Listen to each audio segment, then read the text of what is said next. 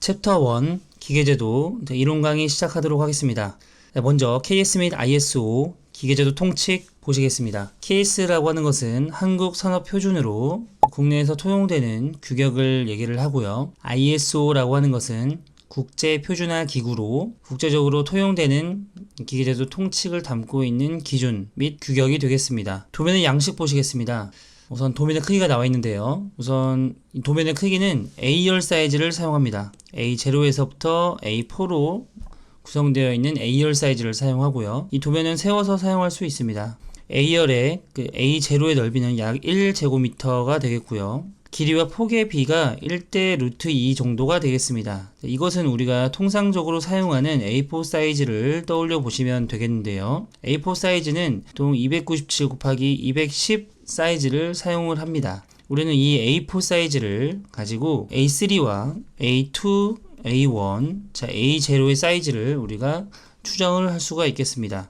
우선 적으면서 한번 보시겠습니다. A4 사이즈의 크기는 210 곱하기 297이 되겠습니다. 그럼 여기 옆에 참고 부분에 나와 있는 이 A4 사이즈의 그림 그리고 A3 사이즈의 그림을 보시면 A4의 2배가 A3인 것을 알 수 있죠. 하지만 가로 세로가 모두 2배가 아니라 가로만 2배가 된 것을 볼 수가 있죠. 그래서 A3로 갈 때는 이 210 부분 짧은 부분이 곱하기 2가 되어 420이 되고요. 세로는 그대로 옵니다. A3에서 A2로 바뀔 때는 이 가로 길이 420은 그대로 있고 세로 부분이 곱하기 2가 됩니다.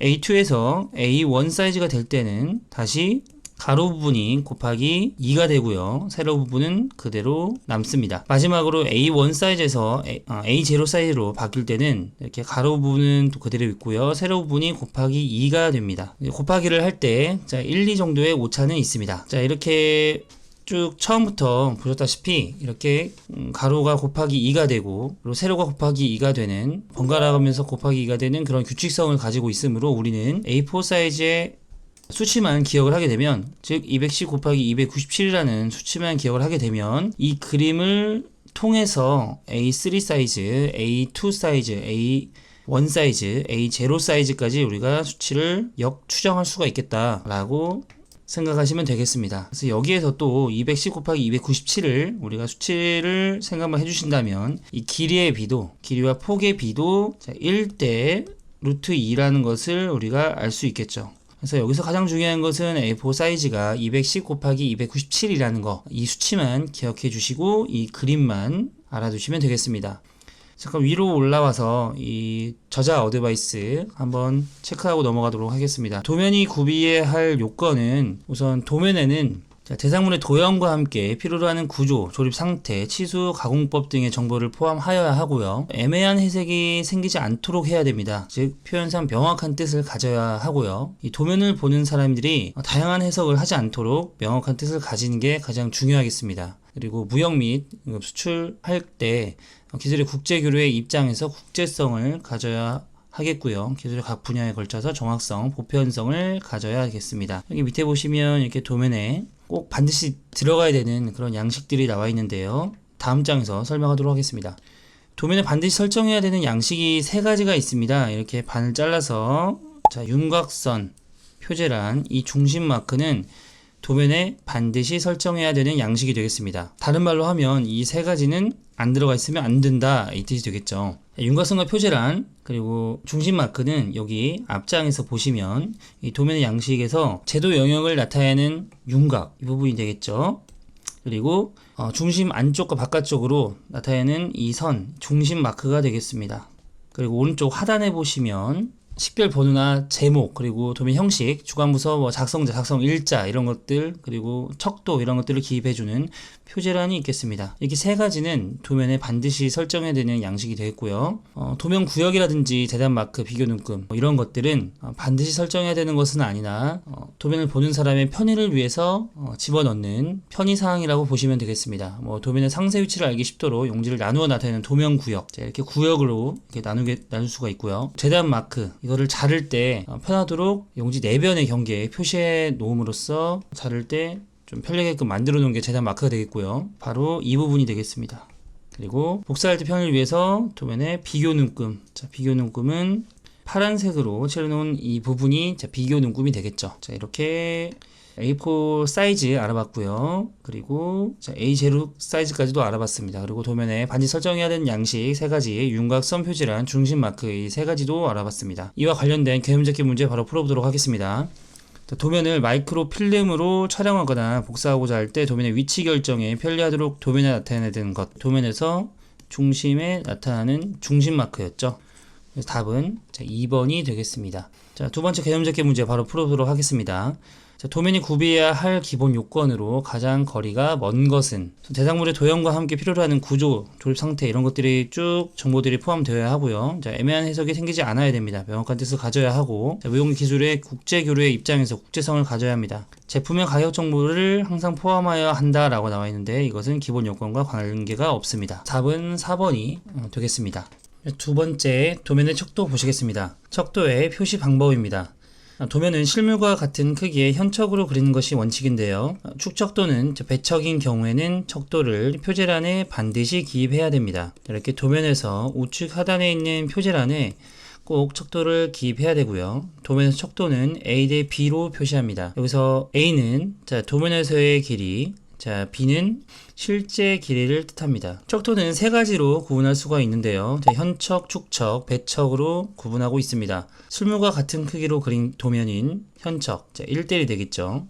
실물을 축소해서 그린 도면, 자, 축척이 되겠습니다. 축척은 자, 1대2, 즉 도면에서 1, 실제 길이는 2를 뜻합니다. 그러니까 도면에서는 자, 실제 길이보다 자, 2분의 1로 축소해서 나타낸다는 뜻이 되겠고요. 자, 배척은 반대로 2대1이 되겠습니다. 실제 크기보다 도면에서 나타내는 것이 2배가 된다는 뜻이겠죠. 그래서 현척, 축척, 배척으로 이렇게 3가지로 나눌 수가 있고요. 이거를 계산할 수 있어야겠습니다. 도면을 그리는데 공통적으로 사용한 척도는 표제란에 반드시 기입하여야 하고요. 척도를 사용해서 그린 도면의 치수는 실제 치수를 기입하는 것이 원칙입니다. 이것이 좀 중요한 내용인데요. 그러니까 만약에 내가 실제 크기가 10mm였습니다. 도면에서 나타낼 때는 자, 2배를 늘려서 그러니까 배척을 사용해서 2대1 척도를 이용해서 도면을 나타내고자 할 때 자, 이것은 실제로는 자, 20이 되겠죠. 2배가 되기 때문에. 하지만 크기는 2배로 늘려서 표시를 해주나 치수를 나타낼 때는, 그리고 치수를 기입할 때는 실제 치수인 10으로 기입한다는 점, 이 부분이 굉장히 중요합니다. 그래서 표제란에 이 척도를 기입하는 것이 중요하겠죠. 한 도면에 서로 다른 척도를 사용한 경우에는 해당 그림 부근에 기입하게 되고요. 일부를 규정한 척도 값으로 그리지 못할 경우에는 부품본의 옆에 기입하게 되고 자, 비대척이 아님 또는 non-scale NS로 표시할 수 있습니다. 자, 이와 관련된 개념 잡기 문제 풀어보도록 하겠습니다. 자, 실제 길이가 50mm인 것은 1대1로 축척해서 그린 도면에서 치수 기입은 얼마로 해야 되는가 라고 나와 있는데요. 여기에서는 우선 1대1로 축척하느냐, 자, 이 부분이 함정이 되겠습니다. 내가 1대1로 축척했기 때문에 도면에서 1이고 실제가 2이기 때문에 도면에서 자, 얼마큼의 크기로 그릴지 물어보는 게 아니라 치수 기입을 얼마로 해야 되는가를 물어보고 있습니다. 그렇기 때문에 이 지금 벌표친 부분, 척도를 사용해서 줄여서 그리거나 크기를 늘려서 나타내거나 상관없이 도면의 치수는 실제 치수를 기입한다는 점. 그렇기 때문에 실제 길이 50mm를 기입해야 됩니다. 자, 이런 함정이 있는 문제 굉장히 많이 출제되므로 꼭 체크하고 넘어가시기 바랍니다. 그래서 답은 2번이 되겠죠. 따로 계산할 필요가 없습니다. 다음은 선의 종류입니다. 선의 종류와 용도가 굉장히 중요한데요. 우선 외형선입니다. 물체의 형상을 나타내는 선들은 다 외형선으로 나타내주게 되고요. 선의 모양은 이렇게 굵은 실선으로 나타내주게 됩니다. 굵은 실선으로 나타내는 것은 외형선밖에 없기 때문에 이렇게 구분해 주시면 되겠고요. 그리고 숨은 선은 이렇게 파선으로 나타내줍니다. 파선도 숨은 선만 있기 때문에 우리가 구분을 해줄 수가 있겠습니다. 그리고 여기에서 중요한 부분이 어떤 것들을 1점 쇄선으로 나타내는지, 가는 1점 쇄선으로 나타내는 것들의 종류에는 어떤 것들이 있는지가 중요한데요. 우선 중심선, 그리고 기준선, 피치선 이렇게 3가지로 나눌 수가 있겠습니다. 3-2 겹치는 선의 우선순위입니다. 도면에서 2종류 이상의 선이 같은 장소에 겹치게 되는 경우에는 다음 우선순위에 따라서 선을 나타내게 됩니다. 가장 우선순위가 높은 것은 외형선이 되겠습니다. 이 외형선은 굵은 실선으로 나타내는 유일한 선이죠. 외형선 다음에는 수문선이 되겠습니다. 수문선 다음에는 절단선, 중심선, 무게중심선, 이 사이에 치수선도 포함될 수 있고요.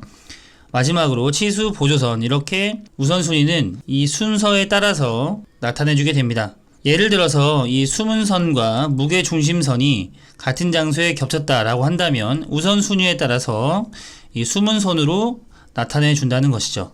선의 우선순위는 외형선보다 더 우선시 되는 것은 기호 문자 숫자가 있고요. 선 중에서는 외형선이 가장 우선순위가 높다는 점 숙지하고 넘어가시면 되겠습니다. 바로 관련 개념 잡기 문제 풀어보시겠습니다. 도면에서 두 종류 이상의 같은 장소에 겹칠 때 다음 중 가장 우선하는 것은 외형선이었습니다. 하지만 선택지에 외형선이 없으므로 외형선 다음에 우선순위인 수문선을 찾으면 되겠죠. 답은 2번이 되겠습니다.